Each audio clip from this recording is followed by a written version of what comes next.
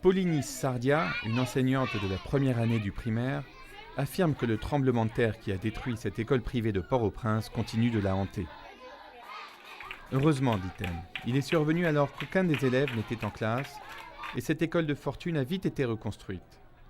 Mais nombre des élèves de Paulinis ont cessé de venir en classe car leurs parents ont tout perdu et n'ont plus le moyen de les envoyer à l'école. Quand même, jusqu'à maintenant, je me sens pas bien parfois quand je me souviens de ce qui était passé.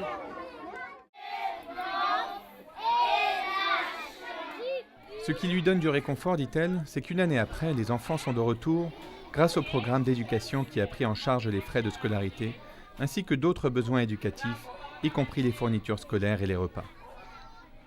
Le programme Éducation pour tous finance environ 180 000 élèves âgés de 6 à 12 ans dans plus de 1200 écoles privées à travers Haïti. Bon, c'est très bien parce que, vous savez, il y en a des enfants, les parents n'ont pas de moyens, maintenant ces enfants-là viennent à l'école, c'est bien. Le programme soutenu par la Banque mondiale et ses partenaires donne un meilleur accès et une équité dans l'éducation primaire des enfants pauvres et crée des partenariats entre les écoles publiques et privées. Grâce à un projet connexe, des centaines de nouveaux enseignants, comme Watson Lane, sont formés selon des méthodes d'éducation mises à jour pour travailler dans les écoles publiques et privées à travers le pays. C'est que j'ai remarqué qu'en Haïti, nous avons un manque de professeurs chevronnés, on peut dire. Et l'éducation, c'est une affaire tout à fait importante pour un pays, parce qu'un pays qui veut sortir du tunnel du sous-développement doit inévitablement passer par l'éducation. Le projet de formation des enseignants vise à accroître le nombre et la capacité des enseignants dans le système éducatif en Haïti, à travers un programme de 3 ans, y compris 2 ans de pratique dans des classes à travers le pays.